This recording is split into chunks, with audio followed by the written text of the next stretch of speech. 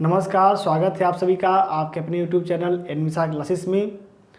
साथियों, आप सभी से अपेक्षा करता हूं कि आप सभी घर में होंगे और स्वस्थ होंगे और हमारे इस ऑनलाइन चैनल से लाभ उठा रहे होंगे। आपकी क्लासेस बंद होंगी आपके कॉलेज की, लेकिन हम अनवरत आपके लिए लगे हुए हैं कि आपका कोर्स परीक्षा अगर होगी तो और अच्छा है, अगर नहीं भी होगी तो भी आपका कोर्स हम समय से समाप्त कर दें, क्योंकि अधूरा ज्ञान बहुत ही खतरनाक होता है। एपीजे अब्दुल कलाम ने कहा था, और किसी भी चीज़ को अधूरा नहीं छोड़ना चाहिए। और ये मनोविज्ञान का पेपर आपका ऐसा है कि अगर आप इसे पढ़ते हैं तो आपके आगामी सभी शिक्षक भर्ती परीक्षाओं में यह कार्य करेगा। इसलिए मनोविज्ञान को मन लगा के पढ़िए, इसको परीक्षा में पास होने की दृष्टि से न पढ़िए, इसको इस हिसाब से पढ़िए कि यह आपके भावी जो परीक्षाएं हैं उनकी नींव की तरह यह कार्य करेगा।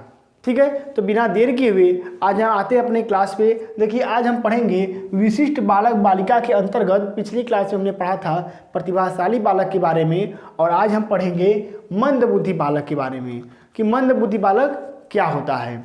देखिए, मंदबुद्धि बालक अर्थ यह है कि वह बालक जिसकी बुद्धि लब्धि जो होती है वह 80 या 85 या 80 से कम।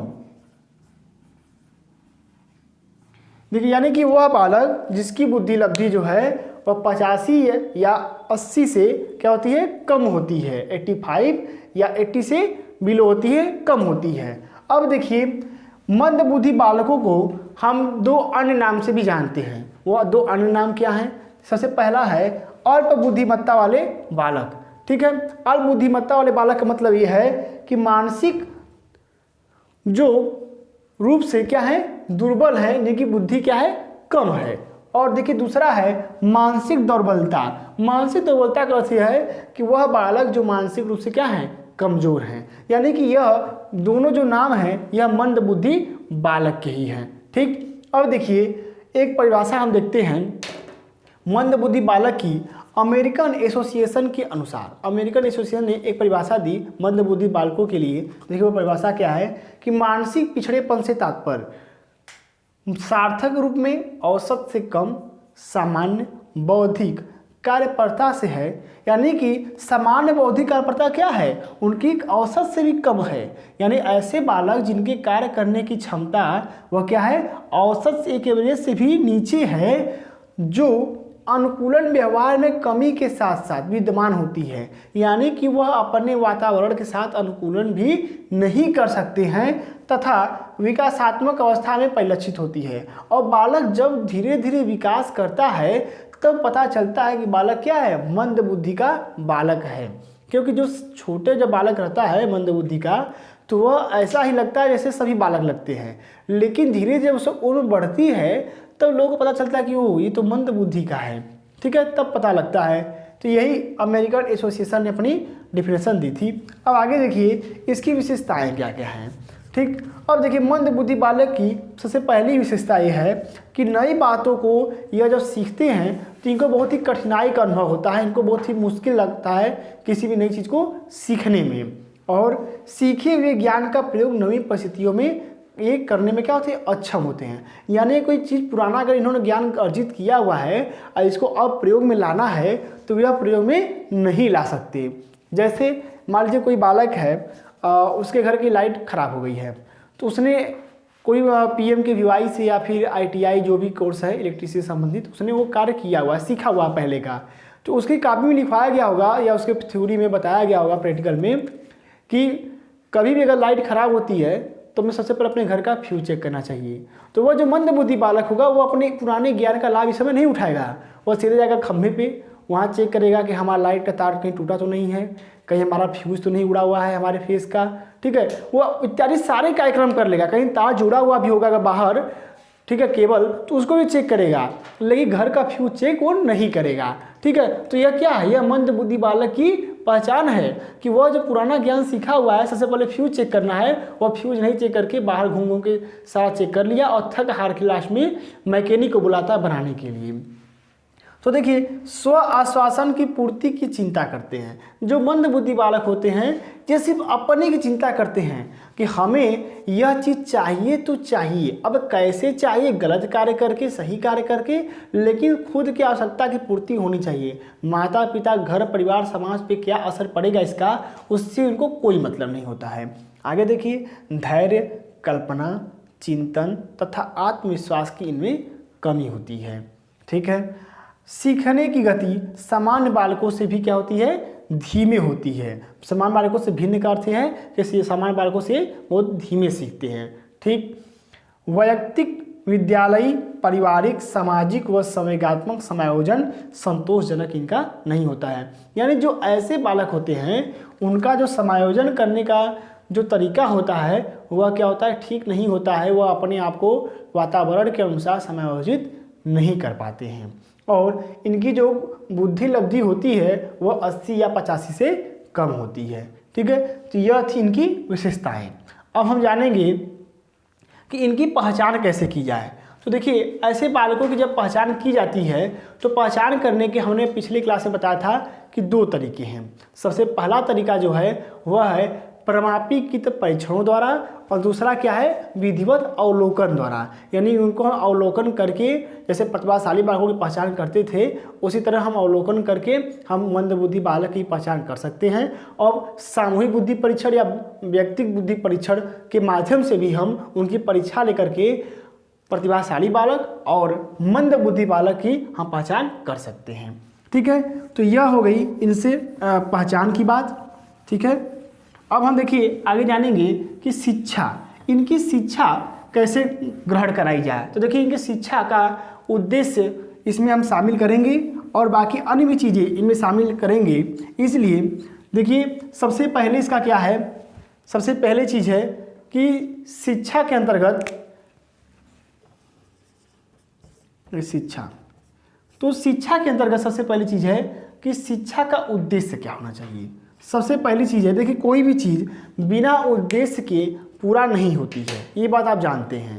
तो इसीलिए सबसे पहली चीज़ है कि इनका शिक्षा का उद्देश्य निर्धारित होना चाहिए। शिक्षा का उद्देश्य, शिक्षा का जो इनका उद्देश्य है वह क्या होना चाहिए, शिक्षा का उद्देश्य निर्धारित होना चाहिए। अब शिक्षा के उद्देश्य में क्या चीज़ें निर्धारित होनी चाहिए, तो सबसे पहली बात यह है कि दैनिक जीवन में आने वाली सभी जो समस्या है उनको कैसे सुलझाना है इसका तरीका उनके पास होना चाहिए। उसके बाद शारीरिक व मानसिक स्वास्थ्य की उन्नति के लिए उनको शिक्षा प्रदान करनी चाहिए कि हाँ ऐसे करने से शारीरिक आपका स्वास्थ्य सही रहेगा, मानसिक स्वास्थ्य सही रहेगा। और उन्हें प्राथमिक चिकित्सा की शिक्षा आदि उन्हें ग्रहण करने के लिए उनके शिक्षा के उद्देश्य के अंतर्गत होना चाहिए। तो शिक्षा के उद्देश्य के अंतर्गत क्या क्या होना चाहिए, शारीरिक और मानसिक स्वास्थ्य की उन्नति की शिक्षा, प्राथमिक स्वास्थ्य की शिक्षा और प्राथमिक चिकित्सा की शिक्षा और उनके दैनिक जीवन से संबंधित सभी जानकारियाँ उनको प्रदान करनी चाहिए, उनके शिक्षा के उद्देश्य में शामिल होना चाहिए। दूसरी बात क्या है कि उनकी शिक्षा में स्वयं की देखभाल का प्रशिक्षण, यानी स्वयं के देखभाल का प्रशिक्षण, स्वयं के देखभाल का प्रशिक्षण उनको मिलना चाहिए। क्योंकि बालक जो है मंद बुद्धि का है तो उसको स्वयं का देखभाल कैसे करना है इसकी जानकारी उसको उसके पाठ्यक्रम में समावेशित करनी चाहिए। यानी कि उठने का ढंग, खाने का ढंग, पीने का ढंग, बोलने का, चलने का, ठीक है, हर चीज़ का, भोजन करने का, सफाई करने का, ठीक है, मनोरंजन करने का, इन सभी चीज़ों का प्रशिक्षण जो है वह स्वयं के देखभाल के प्रशिक्षण के अंतर्गत उनको देना चाहिए। आगे देखिए, सामाजिक प्रशिक्षण, उनको उनके शिक्षा में किसी का प्रशिक्षण होना चाहिए, सामाजिक प्रशिक्षण होना चाहिए। सामाजिक परीक्षण का ये मतलब है कि समाज में उन्हें कैसे रहना है इस बात का ज्ञान उनको होना चाहिए।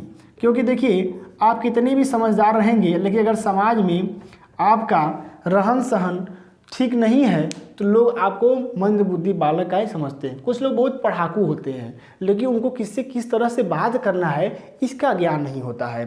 ठीक, तो सामाजिक प्रशिक्षण उनको मिलना चाहिए। और उनके लिए विशिष्ट कक्षाएं, ये चीज़ बहुत महत्वपूर्ण है। जो मंद बुद्धि बालक हैं इनके लिए विशिष्ट कक्षाएं इनका भी आयोजन करना चाहिए, जिससे कि सामान्य बालकों से अलग हो सकें। ठीक है, तो यह था हमारा शिक्षा। क्योंकि हम जब बीएड कर रहे हैं इसमें हम एजुकेशन साइकोलॉजी पढ़ रहे हैं, शिक्षा मनोविज्ञान, तो कोई भी चीज़ जो है वह लास्ट में आकर के शिक्षा पे रुक ही जाती है। ठीक है, तो यह हो गई शिक्षा की बात। अब हम आगे जानेंगे कि पिछड़े बालक किसे कहते हैं। ठीक है, पिछड़ा बालक क्या होता है और पिछड़े बालक की शिक्षा किस प्रकार की होनी चाहिए। देखिए, पिछड़े बालक से तात्पर्य है, इन्हें हम अंग्रेजी में कहते हैं बैकवर्ड चिल्ड्रेन, यानी कि वह बालक जो शैक्षिक दृष्टि से पिछड़े हुए हैं। ठीक है, यानी कि उनकी जो बुद्धि लब्धि है और मानसिक योग्यता जो है, उनकी शारीरिक क्षमता जो है वह क्या है, सामान्य है, बिल्कुल सामान्य बालकों की तरह है, लेकिन किसी कारणवश, यानी ऐसे बालक जो किसी कारणवश पढ़ाई से वंचित रह गए हैं, उन्हें पिछड़े बालक कहते हैं। ठीक है, अब देखिए, पिछड़े बालक का मतलब मैं आपको बता दिया कि ऐसे बालक जो क्या होते हैं, शैक्षिक दृष्टि से पिछड़े होते हैं। अब इनको एक परिभाषा के माध्यम से प्रस्तुत किया गया है कि शैक्षिक, यानी कि ऐसे बालक जिनकी शैक्षिक लब्धि जो है, यह परिभाषा जो है बर्ट महोदय ने दी। उन्होंने कहा कि ऐसे बालक जिनकी शैक्षिक लब्धि जो है वह 85 से कम होती है। कितने से कम होती है? 85, यानी 85 से। यानी कि ऐसे बालक जिनकी शैक्षिक लब्धि जो है 85 से कम होती है, उनको हम बोलते हैं पिछड़े बालक। ठीक है, अब शैक्षिक लब्धि निकालेंगे कैसे, तो फार्मूला आप देख सकते हैं, शैक्षिक आयु बटा के दैहिक आयु में अगर हम 100 का गुणा करेंगे तो हमें जो मान प्राप्त होगा वह हमारा होगा शैक्षिक लब्धि। अगर यह शैक्षिक लब्धि 85 से क्या है, कम है, तो हम क्या करेंगे, वह बालक को पिछड़े बालक की श्रेणी में लाएंगे। ठीक, अब देखिए, पिछड़े बालक किसे कहते हैं समझ गए होंगे आप, यानी ऐसे बालक जिनकी शैक्षिक लब्धि 85 से कम होती है उसे कहते हैं हम पिछड़े बालक। ऐसा परिभाषा किसने दिया था? ऐसा परिभाषा बर्ट महोदय ने दिया था। ठीक है, अब देखिए, शैक्षिक बालकों की क्या क्या विशेषताएं होती हैं, कैरेक्टरिस्टिक ऑफ बैकवर्ड चिल्ड्रेन। तो सबसे पहली विशेषता इनकी है कि इनकी सीखने की जो गति होती है वो बहुत स्लो मोशन में होती है, वो धीरे होती है, धीरे बहुत सीखते हैं। ठीक है, और कक्षा कार्य व गृह कार्य सही से नहीं करते हैं, और अगर करते हैं तो सही से नहीं करते हैं, अन्यथा ये करते ही नहीं है, असमर्थ होते हैं। ठीक है, विद्यालय के सामान्य पाठ्यक्रम व शिक्षण विधियों से लाभ नहीं उठा पाते। ऐसे बालक जो होते हैं वह विद्यालय में जो पाठ्यक्रम चल रहा होता है और जो अध्यापक टीचिंग मेथड का प्रयोग करके बालकों को ज्ञानार्जन कराता है, वह उससे उतना लाभ नहीं उठा पाते हैं जितना कि सामान्य बालक लाभ उठा लेते हैं। ठीक है, यानी कि वे पढ़ाई का भी सही से क्या कर सकते हैं, उनको पढ़ाई को भी सही से अपने व्यवहारिक जीवन में नहीं उतार सकते हैं, वह चीज़ों को अच्छे ढंग से अधिगम नहीं कर पाते हैं, नहीं सीख पाते हैं। आगे देखिए, ऐसे बालक जीवन के प्रति निराश रहते हैं। ऐसे बालक जो होते हैं वो हमेशा सोचते रहते हैं कि अरे हम पता नहीं क्यों यहाँ पढ़ रहे हैं, आगे पता नहीं क्या करेंगे, जब काम ही करना है तो पढ़ाई क्यों कर रहे हैं, काम में ही लगा देते पिताजी। ठीक है, मतलब हमेशा निराशाजनक बातें करेंगे। आगे देखिए, ऐसे बालक कक्षा में असमायोजित व्यवहार करते हैं। असमायोजित व्यवहार करने का अर्थ यह है कि जो एक सही बालक व्यवहार करता है, एक सही स्टूडेंट का बिहेवियर होना चाहिए, ठीक है, वह सही व्यवहार नहीं करते हैं, अपने शिक्षक को गालियां देने लगेंगे या फिर अपने साथियों से झगड़ा कर बैठेंगे या क्लास के बीच में उठ के बैग लेके चल देंगे। तो ये क्या है, ये सब क्या है, यह असमायोजित व्यवहार है। तो जो पिछड़े बालक होते हैं वो ऐसे व्यवहार करते हैं। ठीक है, अब आगे देखिए कि हम पहचान कैसे करेंगे। तो इनकी पहचान करने का अर्थ यह है कि हमने पहले ही बताया आपको कि ऐसे जो बालक होते हैं जरूरी नहीं है कि मानसिक रूप से क्या हो, वह दुर्बल हो। ऐसे बालक मानसिक रूप से ठीक होते हैं, सामान्य होते हैं और शारीरिक रूप से भी सामान्य होते हैं, सिर्फ इनकी पढ़ाई छूट जाती है। जैसे कि मान लीजिए इनका एक्सीडेंट हो गया, ठीक है, या फिर कहीं ये रिलेशन में चले गए, या फिर इनके माता पिता कहीं ट्रांसफ़र हो गया, पढ़ाई की छूट गई, तो इसकी वजह से वो पिछड़े की श्रेणी में आते हैं। ठीक, तो हमें ये पहचान कैसे करेंगे? आप शिक्षक कक्षा में छात्रों से प्रश्न पूछेगा, उनका टेस्ट लेगा, उनसे बातें करेगा, उनके व्यवहार का अवलोकन करेगा और इससे वह पता कर सकेगा कि कौन से बालक पिछड़े बालक की श्रेणी के अंतर्गत आते हैं। ठीक है, आगे देखिए कि इन बालकों की शिक्षा कैसी होनी चाहिए, यानी पिछड़े बालकों की शिक्षा। देखिए शिक्षा की जब हम बात करें तो सबसे पहली बात यह है कि अभिभावक को उचित बालक का उपचार करा के संतुलित भोजन पिछड़े बालकों को प्रदान करना चाहिए, जिससे कि उनका जो मानसिक स्वास्थ्य है वह क्या रहे, वह ठीक रह सके। जैसा कहा भी गया है कि स्वस्थ शरीर में स्वस्थ मस्तिष्क का वास होता है, तो जब इनका स्वस्थ शरीर रहेगा संतुलित भोजन करने से तभी इनका मस्तिष्क स्वस्थ रह सकेगा और वे अधिक से अधिक अधिगम कर सकेंगे। ठीक है, आगे देखिए निर्धन व अशिक्षित परिवार को निःशुल्क शिक्षा, जो निर्धन वर्ग के परिवार हैं, ठीक है, जो गरीबी वर्ग में जी रहे हैं, उनके बालकों को निःशुल्क शिक्षा की व्यवस्था करनी चाहिए, वह अभिप्रेरणा समय समय पर प्रदान करना चाहिए। ठीक है, आगे देखिए बालक के माता पिता को अच्छी आदतें व सकारात्मक माहौल घर में बनाना चाहिए। जो पिछड़े बालकों के माता पिता होते हैं वो अक्सर क्या होते हैं, बालक पिछड़ा क्यों आता है, उसकी पढ़ाई क्यों छूट जाती है, अक्सर माता पिता में झगड़ा हो जाता है, परिवार में झगड़ा हो जाता है, जिसकी वजह से वो तकलीफ में रहता है मानसिक रूप से, इसीलिए वो पिछड़ा जाता है, वो अपना फेर पूरा नहीं कर पाता है। ठीक है, वो अपना पढ़ाई पूरा नहीं कर पाता, याद करने बैठेगा घर में झगड़ा हो जाएगा तो कहाँ से पढ़ पाएगा लड़का। ठीक, तो यही कहने का अर्थ है कि जो पिछड़े बालक होते हैं इनके माता पिता को अच्छी अच्छी आदतें स्वयं अपने अंदर लानी चाहिए और बालक को सिखाना चाहिए और सकारात्मक माहौल घर में बनाना चाहिए। आगे देखिए कुसंगति का ज्वर। देखिए एक होता है कि शिक्षा में सबसे बड़ी महत्वपूर्ण चीज़ ये है, संगत से गुण होता है, संगत से गुण जात, यानी कि कुसंगति का जो ज्वर होता है बहुत ही खतरनाक होता है। ठीक है, तो बालक को कुसंगति के ज्वर से हमेशा बचाना चाहिए, यानी कि बालकों का ग्रुप ऐसा होना चाहिए, अपने बालक जो पिछड़े बालक हैं उनकी संगति ऐसे लोगों से होनी चाहिए जो क्या हो, जो प्रतिभाशाली हो, सामान्य हो, उसको मोटिवेट करने वाले, उसको कुछ सिखाने वाले हों। ऐसे लोगों से संगति नहीं रखनी चाहिए जो कि उसे और खराब कर दें। ठीक, तो उनकी शिक्षा में संगति का भी असर पड़ता है, इसीलिए संगत अच्छी रहनी चाहिए। आगे देखिए विशेष शिक्षण विधियों का प्रयोग करके बालक को धीमी गति से शिक्षा प्रदान करनी चाहिए। जो पिछड़े बालक होते हैं इनको यही कार्य करना चाहिए, यानी कि शिक्षण विधियों का बदल बदल के प्रयोग करना और उनको धीमी गति से पढ़ाना, क्योंकि जितनी तेजी गति से हम पढ़ाते हैं सामान्य बालकों को उतने गति से ये जो पिछड़े बालक हैं वो नहीं पढ़ पाते। आगे देखिए व्यक्तिगत रूप से भी पिछड़े बालकों का शिक्षा प्रदान करते समय क्या करना चाहिए, ध्यान रखना चाहिए। ठीक है, अब देखिए इनकी शिक्षा के लिए अनुभवी प्रशिक्षित शिक्षकों की नियुक्ति करनी चाहिए, क्योंकि जब शिक्षक अनुभवी होगा, प्रशिक्षित होगा, ट्रेंड होगा, उसे पता रहेगा कि हाँ ये पिछड़ा बालक है, ठीक है, तो हम इनको किस तरीके से पढ़ाएं, खेल खेल में पढ़ाएं या उदाहरण दे के पढ़ाएं, किन युक्तियों का प्रयोग करके पढ़ाएं, तो यह जो ट्रेंड टीचर होगा वह इस सब का क्या कर सकेगा, प्रयोग कर सकेगा।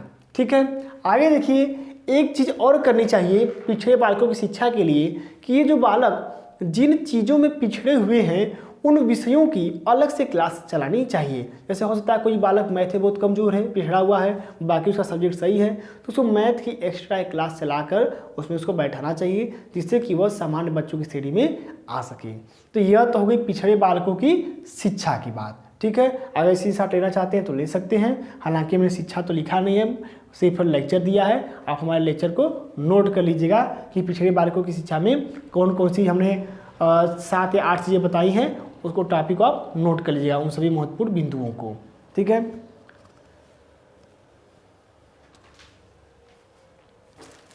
चलिए ठीक है, अब हम आगे देखेंगे कि विकलांग बालक किसे कहते हैं। देखिए विकलांग बालक यानी जिनको हम अंग्रेजी में कहते हैं हैंडीकैप्ड चिल्ड्रेन, इनको अब विकलांग की जगह दिव्यांग बालक कहा जाता है।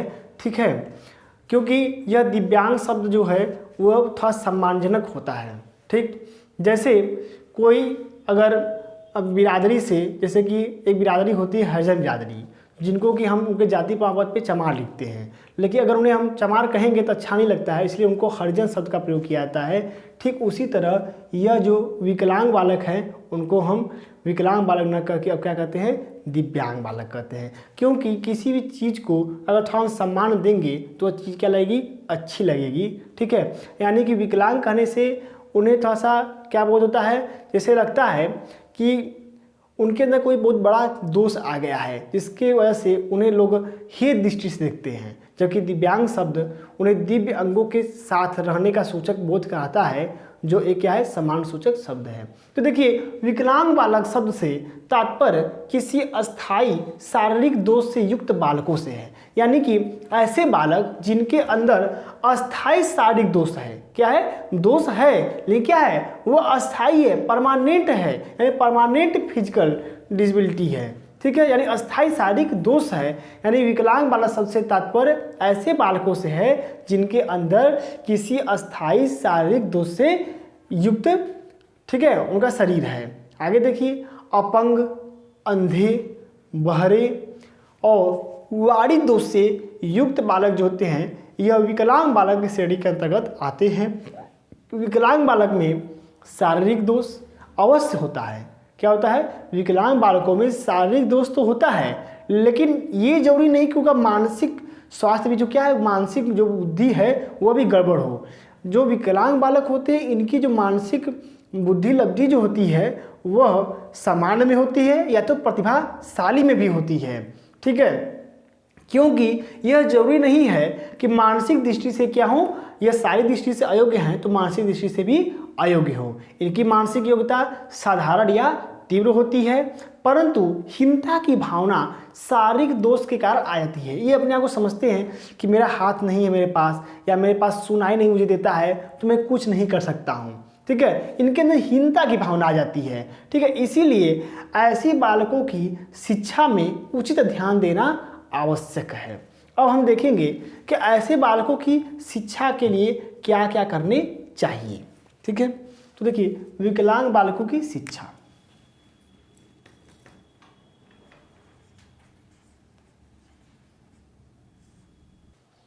देखिए शिक्षा की बात हम कर रहे थे तो सबसे पहला चीज़ है कि विशिष्ट आवश्यकता के अनुरूप समस्त जरूरी सुविधा व संसाधन से युक्त विद्यालय का निर्माण होना चाहिए।